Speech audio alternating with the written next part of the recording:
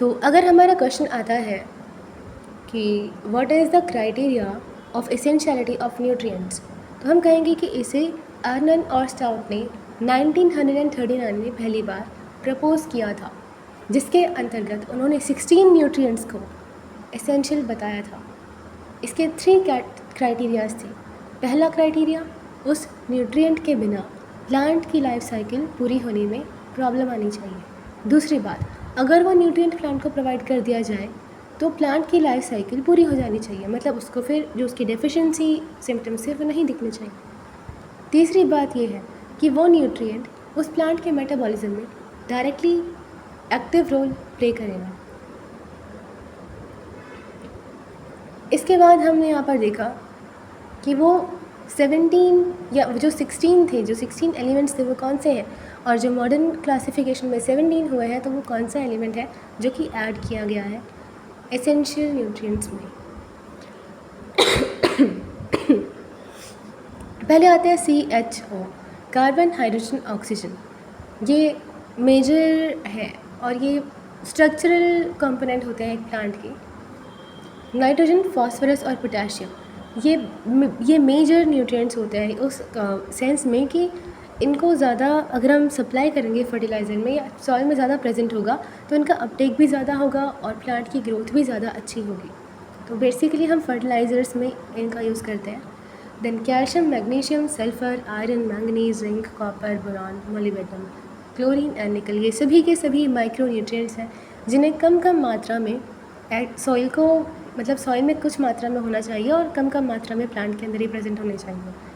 इनके सिम्टम्स बहुत ज़्यादा सीवियर कई प्लांट्स में नहीं भी हो सकते हैं, पर हाँ ये सब एक सॉर्ट ऑफ माइक्रो न्यूट्रिएंट्स हैं और एसेंशियल है, कहीं ना कहीं एसेंशियल रोल प्ले करते हैं।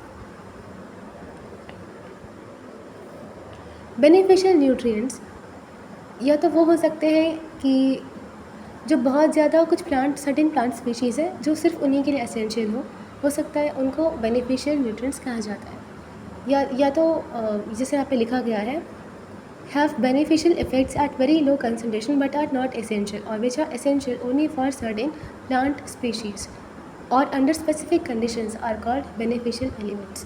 इसके एग्जाम्पल हैं silicon, sodium, aluminium, cobalt, selenium, iodine, gallium and vanadium.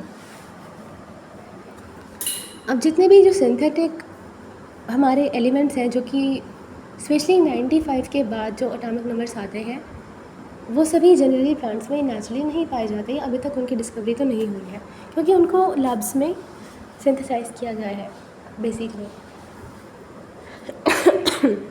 और वो सभी बहुत ज़्यादा हाईली शायद रेडियो एक्टिव भी होंगे। तो हमने यहाँ पे वही देखा कि मैक्रो न्यूट्रिएंट्स और माइक्रो न्यूट्रिएंट्स के बारे में हम भी हमने देखा। प्राइमरी न्यूट्रिएंट्स जो NPK होते हैं और सेकेंडरी न्यूट्रिएंट्स जो कैल्शियम, मैग्नीशियम, सल्फर, ये सब होता है।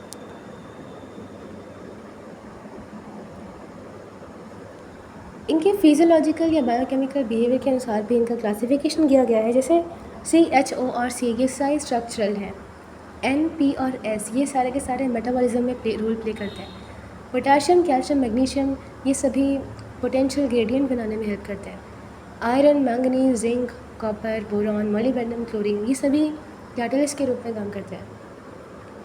अब हम यहाँ पर उन सभी के लिए इक्विनिमाइड यहाँ पे यूज़ करेंगे और हम ये भी देखेंगे कि इन सबको किसने इसके एसेंशियलिटी के बारे में बताया। हम ये सभी उसी क्वेश्चन में लिख सकते हैं और पहले किसने बताया और बाद में किसने बताया, ये पूरी लिस्ट। सबसे पहले कार्बन की एसेंशियलिटी को प्रीस्टली ने 1800 में बताया था, जिसके बाद नाइट्रोजन के बारे में बताया था डी सैस्योर ने। फिर कैल्शियम, मैग्नीशियम, पोटेशियम और सल्फ़र इसके बारे में हमें बताया कार्ल स्प्रेंजल ने। फिर फास्फोरस की एसेंशियलिटी के बारे में वॉन लाइबिग ने बताया। फास्फोरस से हमारे पास एक न्यूमेनॉइक है और वो है पैरिस फेस्ट मेनजोन कंटिन्यूसली मोटिवेटेड नमन कॉटिलार्ड बाय क्लॉक्स। तो पैरिस से हो जाएगा फास्फोरस जो कि वॉन लाइबिग ने किया था।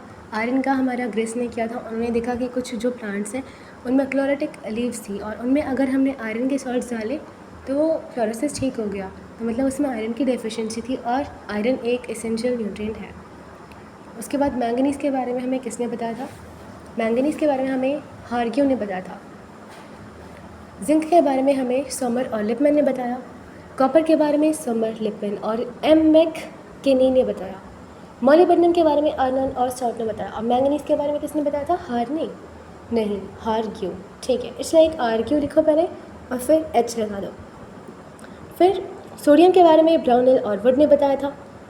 कोबाल्ट के बारे में अहमद और एवांस ने बताया था। बोरॉन के बारे में वारिंगटन ने।